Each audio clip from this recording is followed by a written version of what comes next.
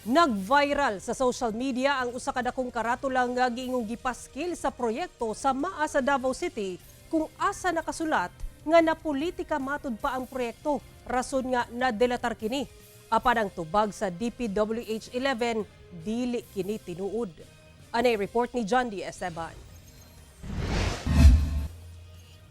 Mao kini ang viral photo online Sabado sa buntag. Dinhi makita ang gipaskil nga dakong karatula sa wala pa matapos nga Maa-Magtuod Flyover Project sa Davao City.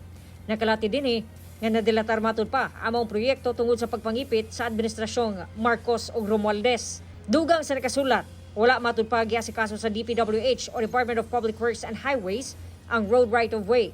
Gipugnan ang pondo sa mga proyekto ug hinay ang lihok sa legal office sa DPWH.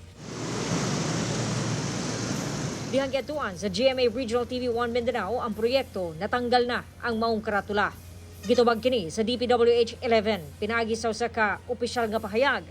Wala matud pa kini kamatuoran ug gihimug-atan nga wala na politika ang proyekto. Fully funded na matud pa ang proyekto sukad 2022 ug na-release na matud pa ang pondo. Gani ana daw sa 82.5% ang civil works.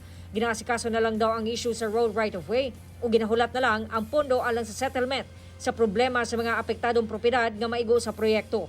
Upat niini, dunay issue matud pa sa mortgage lien sa titulo sa yuta. Butang nga ginatrabaho na daw sa ahensya.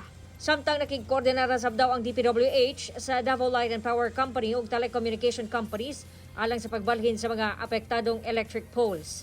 Gipasalig sa DPWH nga nagpabiling prioridad ang Maa-Magtuod Flyover Project. Ang proyekto gigahinan og kapin 1.4 billion pesos nga pondo ug gilaumag matapos sunod tuig. Kauban si Bebot Kahes sa kamera. John D. Esteban, 1 Mindanao.